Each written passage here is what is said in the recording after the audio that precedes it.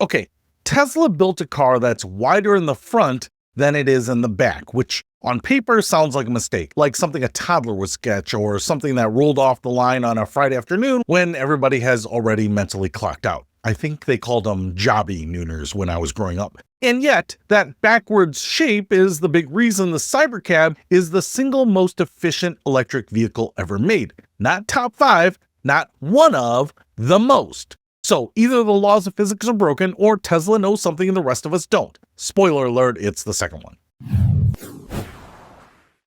What's happening, Panda Nation? Peter Von Panda here. So I want to talk about the Cybercab for a second. This is Tesla's little two-seater robotaxi, the one with no steering wheel and no pedals, which we'll get to because that's part of its own bag of worms. But it got certified at 165 watt-hours per mile. If that number means nothing to you, like it doesn't really mean a lot to me either, totally fine. The translation is this: it sips electricity like a hummingbird on a diet. The next most efficient EV you can actually buy, the Lucid Air Pure, needs about 28% more juice to go the same distance. In the efficiency world, 28% isn't a win, it's a beat down. And a huge chunk of that comes down to one design choice that looks completely wrong. The front of the car is wider than the back. The rear literally pinches in, like the car skipped leg day and the hips just kind of disappeared on you. Now, if you're a hips guy, that sucks, but I'm more of a what's upstairs kind of guy. Anyway, now this is the part that trips everybody up. When we think about making a car slippery, we all fixate on the front, the nose, the grille, how pointy the front is, and sure, the front matters kind of a lot, but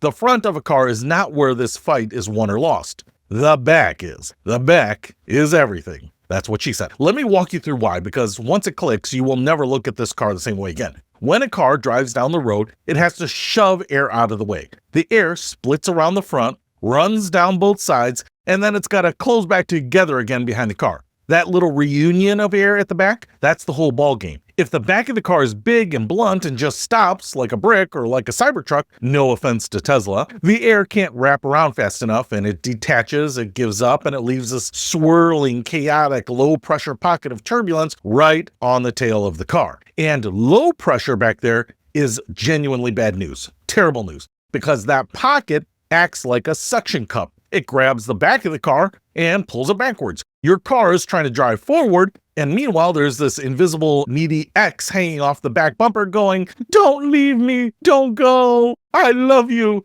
That's called pressure drag, and at highway speeds, it's the single biggest villain in the whole story. Not the front, the vacuum behind you. So how do you kill it?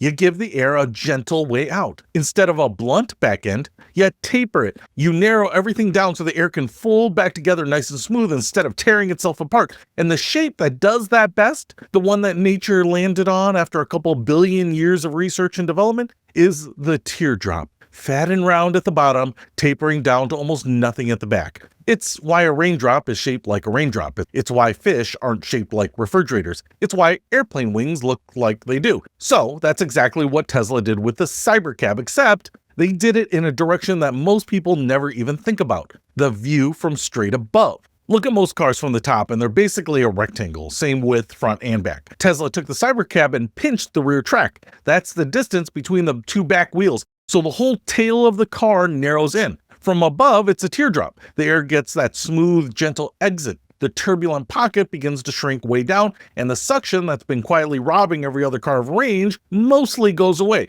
And the reason they could get away with pinching the hips is actually pretty clever. The Cybercab is built as a two-seater on purpose, because when Tesla dug into the rideshare numbers, somewhere around 90 to 95% of trips are one single person, just one. All those giant SUVs hauling one human and a phone charger around are kind of the typical rideshare ride. So Tesla basically went, why are we building all this width in the back for passengers who statistically do not exist? Cut it off, narrow the whole rear end, and just like that, the shape that's best for the actual passengers turns out to be the exact same shape that's best for the air. That's the totally fetch part. When the smart engineering move and the efficient move end up being the same move is pretty awesome. It's a nice coincidence. They even went a little nuts on the wheels. Those flat gold disc covers that you have spotted on the wheels, they're not there to look cool. They close off all the little gaps and pockets in the wheels so the air isn't tumbling around in there like throwing its own little drag party at highway speed. Add it all up and you get a car that pulls close to 300 miles of range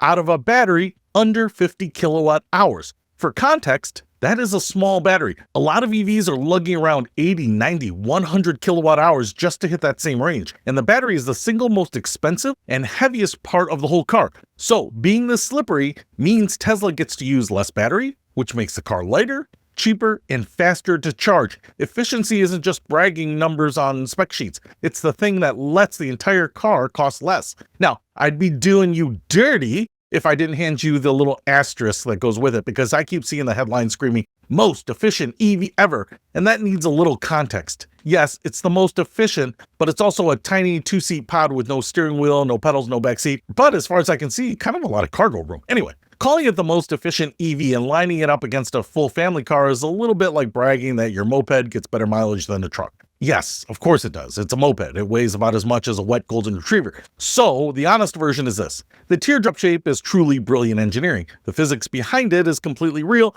and the efficiency is real, but a good chunk of that magic number also comes from the fact that they strip the car down to almost nothing. Both of those things are true at the same time. Are you getting into that? Because I totally would. I'm totally excited about doing it. I would pay for that car right now if I could. And the shape itself, the whole wider in front, pinched in the back thing, it's not a gimmick and it's not a styling accident. It's one of the oldest tricks in all of physics, the teardrop, finally showing up on a car because Tesla was willing to build something weird enough to actually use it. So the most efficient car ever made ends up looking a little like a computer mouse. Does that look good to you, or does it look like a mouse somebody left out in the sun too long? I don't know. To me, I think it looks pretty good. Looks like the future. Peter Von Panda, out.